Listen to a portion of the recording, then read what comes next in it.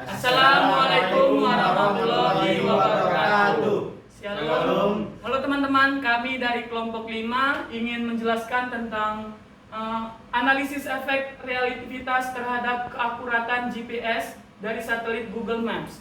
Di sini kami terdiri dari 5 orang, yaitu yang pertama ada teman saya. Nama saya Dia Setiawan Luta Barat dengan NIM 069. Nama saya Dion Roland Sutumiang dengan NIM 029. Nama saya Jonathan Prawira Buton dengan NIM 065. Nama saya Ditya Sarawanensya Putrakan dengan NIM 049. Nama saya Samil Muhudin Namawis Nimokakir dengan NIM 011. Baik teman-teman, kita akan membahas tentang PPT ini. Selamat menyaksikan. Selamat menyaksikan. Nah teman-teman, mengapa teori relativitas penting dalam sistem GPS? Ini secara singkat udah tertera di sini. GPS bergantung pada pengukuran waktu yang sangat akurat. Yang kedua, efek relativitas dapat menyebabkan kesalahan besar dalam navigasi jika tidak dikoreksi. Nah, tapi GPS ini merupakan teknologi yang sangat penting dalam navigasi modern. GPS bekerja dengan mengandalkan sinyal satelit yang mengorbit bumi dengan akurasi yang sangat tinggi. Namun relativitas ini dipengaruhi oleh teori relativitas Einstein. Nah, konsep dasar relativitas. Yang pertama itu ada dilatasi waktu. Dilatasi waktu itu pengertiannya itu adalah waktu berjalan lebih lambat pada benda yang bergerak sangat cepat. Yang kedua ada kontraksi panjang. Panjang suatu objek berkurang saat bergerak mendekati kecepatan cahaya. Tanpa koreksi efek relativitas, ketidakakuratan GPS bisa mencapai puluhan meter dalam sehari. Oleh karena itu, memahami konsep relativitas sangat penting untuk meningkatkan keakuratan sistem GPS. Lalu, relativitas khusus menyatakan bahwa waktu berjalan lebih lambat dari objek yang bergerak dengan kecepatan tinggi atau berkecepatan mendekati cahaya.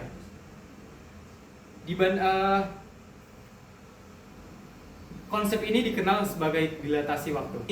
Baik teman-teman, di sini saya akan menjelaskan tentang rumus dilatasi waktu, relativitas massa, dan kontraksi panjang. Awalnya, saya akan menjelaskan tentang rumus dilatasi waktu. Rumusnya yaitu delta T sama dengan delta T0 per akar 1 kurang V kuadrat per C kuadrat, di mana delta T adalah interval waktu yang diukur oleh pengamat yang bergerak dengan kecepatan V relatif terhadap kejadian. Delta T0 adalah interval waktu yang diukur oleh pengamat yang diam atau bergerak bersama dengan kejadian. V adalah kecepatan relatif antara kedua pengamat, dan C adalah kecepatan cahaya dalam ruang hampa, yaitu 3 kali 10⁸ meter per sekon. Kemudian saya akan menjelaskan tentang rumus relativitas massa, dan dimana rumusnya adalah M sama dengan M0 per akar 1 kurang V kuadrat per C kuadrat, yang dimana M adalah massa relativistik yang diamati pengamat bergerak, M0 adalah massa yang diamati pengamat diam, sedangkan V adalah kecepatan pengamat bergerak. Selanjutnya adalah rumus kontraksi panjang, yang dimana rumusnya adalah L sama dengan L0 akar 1 kurang V kuadrat per C kuadrat, dimana L adalah panjang benda pada kerangka bergerak, yang dimana satuannya adalah meter. Selanjutnya L0 adalah panjang benda pada kerangka diam, satuannya juga adalah meter. Selanjutnya V adalah kecepatan benda terhadap kerangka diam, yang dimana satuannya adalah meter per sekon. Dan terakhir adalah C adalah kecepatan cahaya, yaitu 3 kali 10⁸ meter per sekon. Sekian dari penjelasan saya, terima kasih. Baik teman-teman, di sini saya akan menjelaskan tentang efek relativitas pada GPS. Yang pertama itu satelit GPS bergerak dengan kecepatan hampir 14.000 km per jam. Yang kedua itu efek relativitas menyebabkan perbedaan waktu antara satelit dan penerima di bumi. Yang ketiga ada jika tidak dikoreksi, kesalahan posisi bisa mencapai puluhan kilometer per hari. Jadi pengaruh relativitas terhadap keakuratan GPS itu sinyal GPS dikirim dari satelit ke penerima di bumi dengan kecepatan cahaya. Jika ada perbedaan waktu antara satelit dengan bumi, maka terjadi kesalahan posisi. Akumulasi kesalahan dalam sehari bisa mencapai 21,6 meter. Kesalahan ini muncul bisa terjadi akibat dilatasi waktu kecepatan satelit tersebut.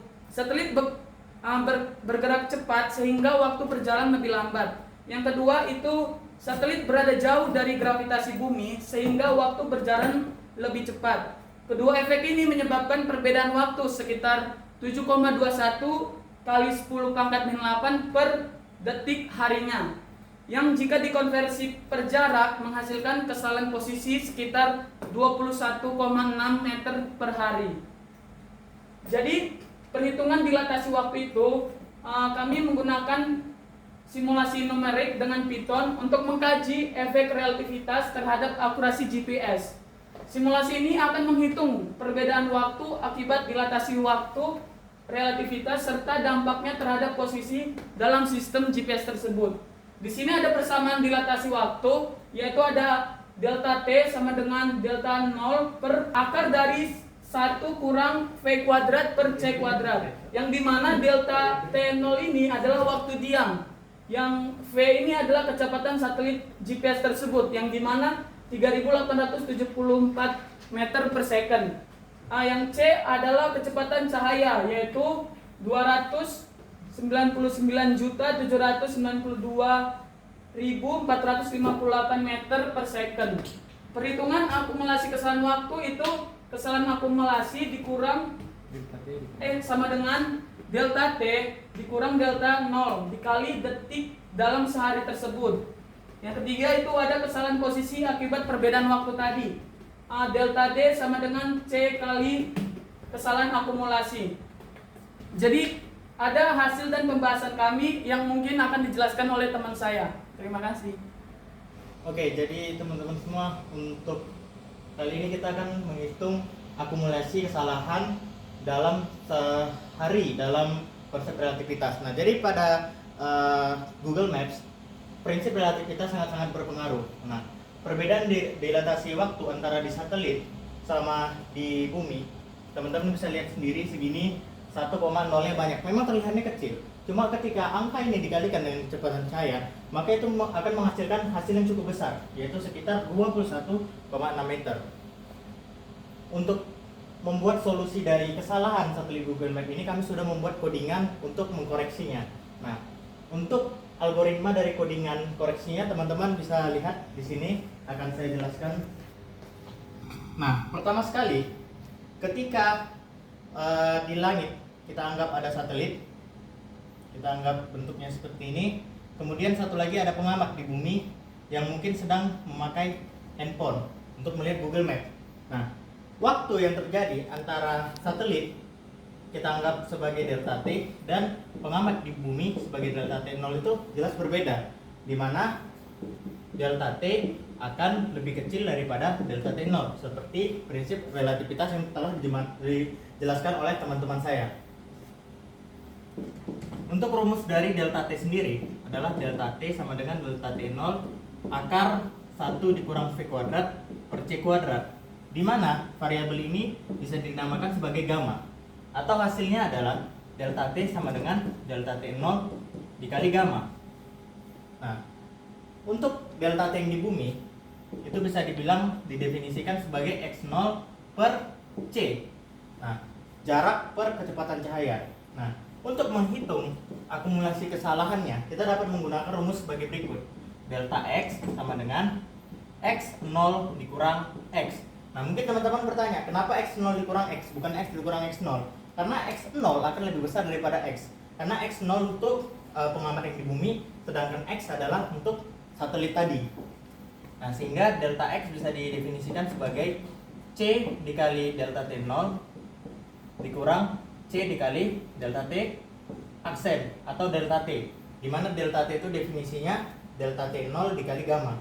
Atau hasilnya bisa saya tulis di sini, delta X sama dengan delta T0 dikali C dikurang C dikali delta T0 dikali gamma.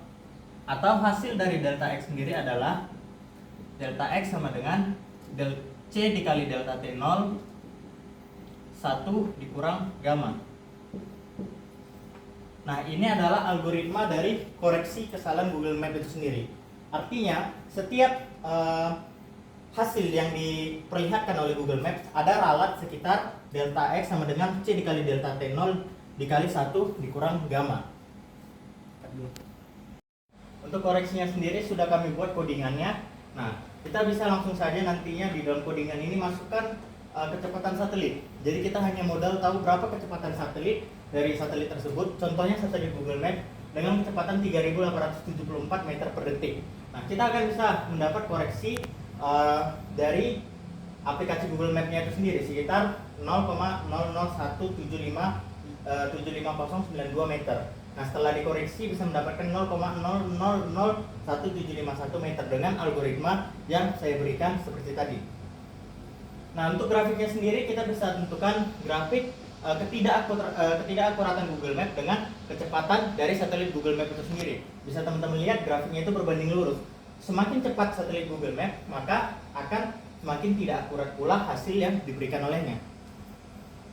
Nah, sekarang kita bisa melihat hubungan antara dilatasi waktu itu sendiri dengan kecepatan.